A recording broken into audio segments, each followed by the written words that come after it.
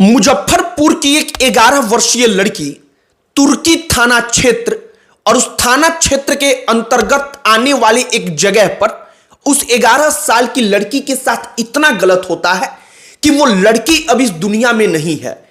उस लड़की को लेकर के जब उसके परिजन शिकायत करने जाते हैं तो पुलिस कहती है कि नहीं, आप महिला थाने जाइए।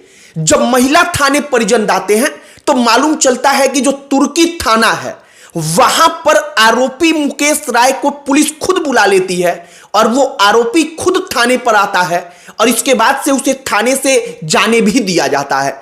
आप इन तमाम चीजों का कल्पना कर सकते हैं कि हमारा सिस्टम काम कैसे करता है। अब उस 9 वर्ष या 11 वर्ष अलग अलग दावे किए जा रहे हैं उसकी उम्र को लेकर। वो लड़की इस दुनिया में नहीं है, उसके साथ गलत किया जाता है।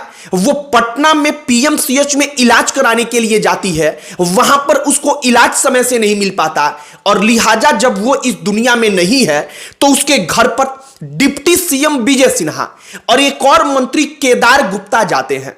वहां पर केदार गुप्ता जब उस लड़की के परिजन कहते हैं कि पीएमसीएच में इलाज मिल जाता तो हमारी बच्ची बच जाती, तो केदार गुप्ता कहते हैं कि अपना बेटा कसम खाओ तो कि उन्हें इलाज नहीं मिल पाया, इसके कारण वो बच्ची मर गई।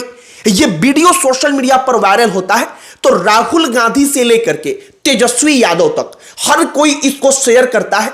और जब हमने भी सोशल मीडिया पर ये तमाम चीजों को देखा तो हमने सोचा कि वाकई में इस 11 वर्षीय लड़की के बारे में तो चर्चा किया ही जाए और चर्चा यह भी किया जाए कि कहीं 11 साल की इस लड़की की आग जो है वो पूरे के पूरे सरकार की बलिदान ना ले ले, पूरी की पूरी सरकार इस आग में जलकर खाक ना हो जाए। क्योंकि कुछ ही महीने में बिहार में चुनाव है और इस 11 वर्षीय लड़की ने पूरे के पूरे सिस्टम के पोल को खोलकर रख दिया कि उसके साथ क्या हुआ वो हर किसी के साथ होता है और हर किसी के साथ हो सकता है। आगे इस पर बातचीत करेंगे, चर्चा करेंगे, आपको मुजफ्फरपुर कांड की पूरी कहानी बताएंगे। लेकिन आगे बातचीत करने से पहले हमारा नमस्कार स्वीकार करिए। हमारा नाम मोहित कुमार सिंह है। दरअसल पूरी की पूरी कहानी 1 या 2 दिन पहले की नहीं है, बल्कि पूरी की पूरी कहानी है 11 वर्षीय लड़की के साथ जब 31 तारीख को सब कुछ हुआ था। एक अर्धनिर्मित मकान होता है।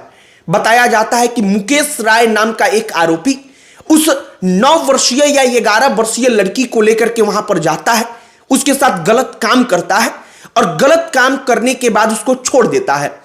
परिवार वालों को इसके बारे में मालूम चलता है तो तुर्की थाना क्षेत्र के अंतर्गत पूरा का पूरा काम हुआ था। वो तुर्की थाना में जाकर के इसके बारे में बताते हैं। तो अब चाहिए क्या कि पुलिस बिना किसी देरी किए वहां पर मामला दर्ज करे और आरोपी को पकड़ने का प्रयास करे। लेकिन पुलिस करती क्या है, आप जरा कहानी सुनिए। पुलिस कहती है कि यहां पर नहीं, आप महिला थाने में जाइए, वहां पर एफआईआर दर्ज करवाइए। जब परिवार वाले वहां से जाते हैं तो पुलिस जो मुकेश राय आरोपी रहता है जिसने उस 11 वर्षीय मासूम के साथ इतना घिनौना काम किया था, उस मुकेश राय को थाने पर बुला लेती है। वो मुकेश राय थाने पर चला भी जाता है। थाने में जाकर के बातचीत होती है। वो मुकेश राय वहां से चला भी जाता है, थाने से वापस चला जाता है। मतलब पुलिस उसे रोकती भी नहीं, उसे पकड़ती भी नहीं। और ये तमाम चीजें जब तमाम बातें सोशल मीडिया पर वायरल होती हैं, सरकार पर दबाव बनता है, तब जाकर के उस थाना अध्यक्ष को और 2 अन्य पुलिस कर्मियों को निलंबित किया जाता है। अब आप सोचिए कि उन पुलिस कर्मियों को निलंबित कर देने से उस 11 वर्षीय बच्ची के साथ जो हुआ, क्या वो तमाम चीजें ठीक हो जाएंगी? जो आरोपी है मुकेश राय, आखिरकार उसको बचाने वाले ये लोग कौन है और इनकी मानसिकता कितनी गिरी हुई है? अब पीएमसीएच वाला कांड सुनिए। दरअसल वो बच्ची इलाज के लिए पटना जाती है, उसके परिजन लेकर जाते हैं, लेकिन पीएमसीएच में उसको इलाज समय से नहीं मिल पाता, उसको बेड नहीं मिल पाता, लिहाजा बच्ची दुनिया छोड़कर चली जाती है। जब विपक्ष, तेजस्वी यादव, तमाम अलग अलग नेता इसको लेकर बोलते हैं, जब माहौल एक बनने लगता है तो डिप्टी सीएम विजय सिन्हा एक और मंत्री केदार गुप्ता के साथ बच्ची के घर जाते हैं। अब बच्ची इस दुनिया में नहीं रहती, तब जब वो वहां पर जाते हैं तो केदार गुप्ता जो वहां के स्थानीय विधायक भी हैं और मंत्री भी हैं, वो वहां पर परिजन जब उनसे कहता है कि अगर पीएमसीएच में इलाज मिल जाता, मेरी बच्ची बच जाती, तो वो जो मंत्री साहब हैं वो मंत्री कहते हैं परिजन से कि अपना बेटा कसम खाओ तो। अब आप सोचिए कि ये जो मंत्री है वो किसी पीड़िता के घर पर जाकर के उनकी भाषा ये है कि पीड़िता का जो परिजन है वो पहले बेटा का कसम खाए, तब वो इस बात को मानेंगे कि हां पीएमसीएच में इलाज नहीं मिल पाया। मंत्री जी इस बात पर झल्ला जाते हैं कि आखिरकार ये मेरे ही सामने मेरी ही सरकार है, तो पीएमसीएच मतलब कि सरकारी अस्पताल पर आरोप कैसे लगा दिया। मतलब कि जो केदार गुप्ता है वो अपनी गलती, अपनी सरकार की गलती, अपने सिस्टम की गलती अब तक मानने को तैयार नहीं थे। डिप्टी सीएम विजय सिन्हा भी वहां पर थे। विजय सिन्हा को लगा कि मामला बिगड़ जाएगा। विजय सिन्हा बीच में आते हैं, वो कहते हैं कि प्रभारी मंत्री यहां का मैं हूं और मैं आपको इस बात का आश्वासन देता हूं कि कोई आरोपी बचेगा नहीं। अब मुकेश राय के साथ आगे क्या होगा ये तो वक्त बताएगा, लेकिन फिलहाल जो पूरा का पूरा सिस्टम है और पूरा का पूरा सिस्टम एक 11 वर्षीय बच्ची के साथ गलत होता है, तो उसके बाद मुकेश राय नाम के आरोपी को बचाने के लिए कैसे काम करता है, ये कहानी सुनकर आपको मालूम चल चुका होगा। और इससे एक और चीज मालूम ये चलता है कि अगर आरोपी दबंग है, पैसे वाला है, उसका संपर्क है बड़े बड़े लोगों के साथ, तो शायद आप छोटे लोगों के साथ गलत करके भी आपका कोई भी बाल बांका नहीं कर सकता, आपका कुछ नहीं हो सकता। कानून, पुलिस प्रशासन, हर चीज उसके अपने जेब में रहता है। बाकी मुजफ्फरपुर की घटना को लेकर 2-3 और चीजें जो सोशल मीडिया पर बड़ी तेजी से चल रही हैं, उसमें जाति का एंगल भी है। एक धड़ा है जो जातियों के हिसाब से सब कुछ चुन रहा है, जातियों के हिसाब से सब कुछ चुनकर लिख रहा है।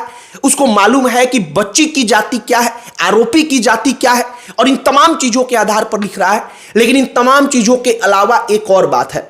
बात यह है कि कुछ महीने में बिहार विधानसभा का चुनाव है और शायद अगर इस 11 वर्षीय बच्ची का मामला वाकई में जिस प्रकार से राष्ट्रीय स्तर पर बिहार की बेइज्जती हुई, बिहार पुलिस की बेइज्जती हुई, क्योंकि बिहार पुलिस के जो थानाध्यक्ष हैं, जो पुलिसकर्मी हैं, उन्होंने आरोपी को बचाने का प्रयास किया।